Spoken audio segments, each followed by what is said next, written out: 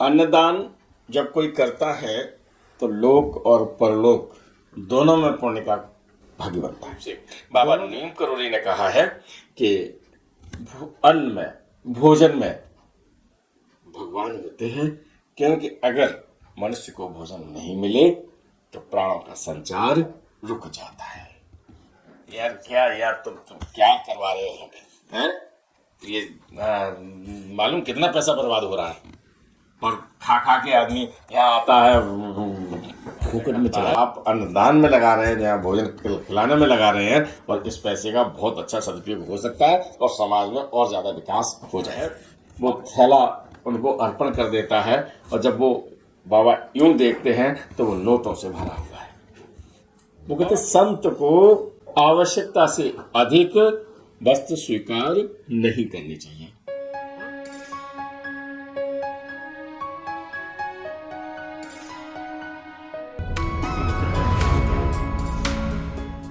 अन्नदान जब कोई करता है तो लोक और परलोक दोनों में पुण्य का भागी बनता है, दोनों जगह मिलता है पुण्य। तो एक प्रश्न है, क्या ये बहुत सरल है? नमस्कार, आप देख रहे हैं धर्मदर्शन पत्रिका का यूट्यूब चैनल दस्तक मीडिया। मैं विनोद शुक्ल आपको सुनाता हूं बाबा नीम करोली की अद्भुत गाथाएं। अद्भुत गाथाओं की श्रृंखला में आज आप इस वीडियो में पूरी तरह से, जब तक वीडियो चल रहा है, आप मेरे साथ बने रहिए। एक प्रश्न ये है कि जो अन्नदान की मुहिम चलती है, क्या उसमें व्यवधान आते हैं?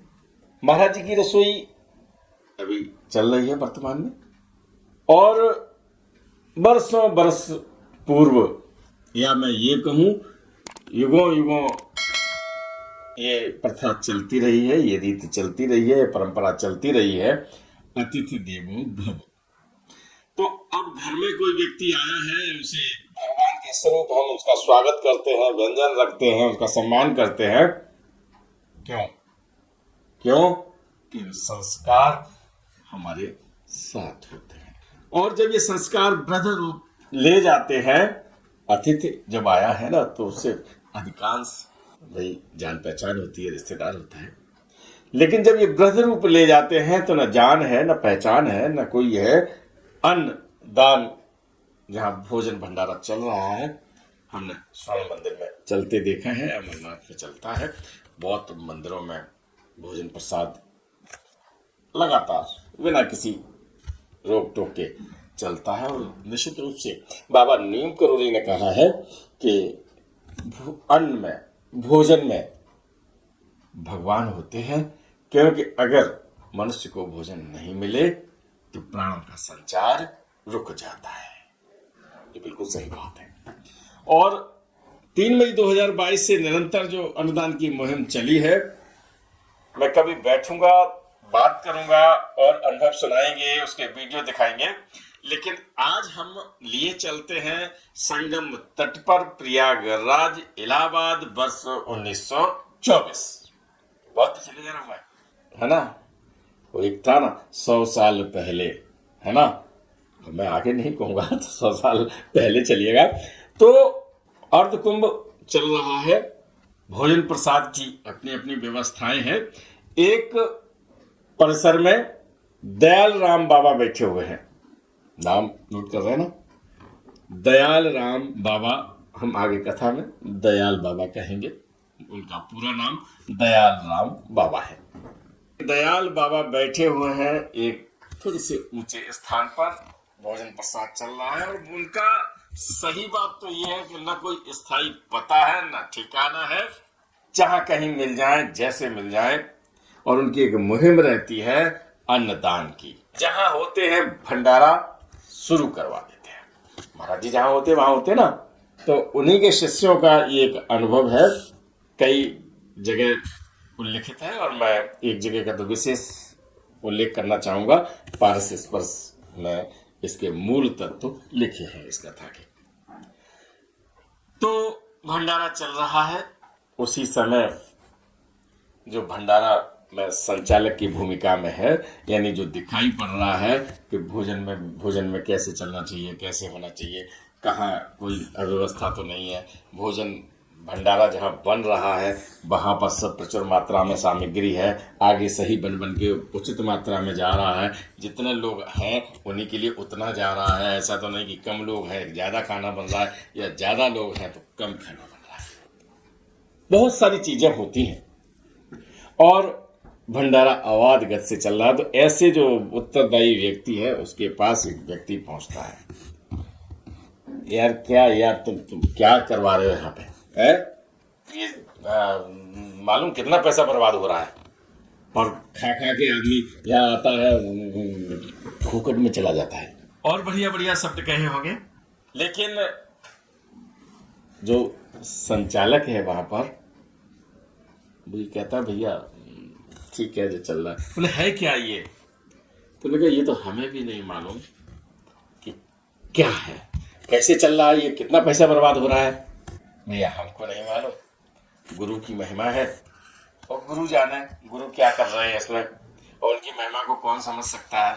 और जितनी बात वो शिष्य कहता है, संचालक कहता है, तो उतना ही वो दूसरा व्यक्ति नाराज होता है, कहता है कि जितना पैसे ये भंडारे में खर्च कर रहे हैं, ये पैसा किसी के गरीब जो आदमी बीमार है उसके इलाज में लगा दें, इस पैसे को ऐसी तरह खर्च करते हैं समाज में किसी निर्धन लड़की की शादी करवा दें, और 20 बातें करता है कि जो पैसा आप अन्नदान में लगा रहे हैं, जहाँ भोजन खिलाने में लगा रहे हैं, और इस पैसे का बहुत अच्छा सदुपयोग हो सकता है और समाज में और ज्यादा विकास हो जाएगा। अब समझाने की कोशिश नहीं कर रहा क्योंकि तो कह ही रहा है। अब अच्छा वो पूछता है कि ये रुपया आता कहाँ से है? कहता है हमें पता नहीं है। जब ये बात चल रही होती है और कौन करवाता है ये पूछ रहा है, तो संत दयाल राम बाबा एक थोड़ी सी ऊंची जगह बैठे हुए और देख रहे हैं। उनका न तो कोई बढ़िया सिंहासन है, न कहीं कोई बोर्ड लगा हुआ है, कुछ लिखा हुआ भी नहीं है, और आम आदमी जान भी नहीं सकता कि इनके संयोजन में ये सब चल रहा है। तो वो एक कमंडल है, कमंडल लिए बैठे हैं, वो उनका शिष्य इशारा कर देता है कि ये करवा रहे हैं। और उसी समय एक घटना होती है, एक सेठ आता है, साहूकार, यानी जिसके पास एक थैला है, वो बाबा को नमन करता है, वो थैला उनको अर्पण कर देता है, और जब वो बाबा यूं देखते हैं तो वो नोटों से भरा हुआ है। बाबा कहते हैं कि क्यों काहे लाए हो भाई, ये ले जाओ तुम अपना। कहता अरे आप खर्च कर लेना। बोले यहाँ का भंडारा हो चुका, आज इसका विश्राम है, समाप्त नहीं है। देखे ध्यान रखना, ये आज यहाँ का विश्राम है और यहाँ जितना खर्च होना है वो है हमारे भंडारे में, अब नहीं चाहिए।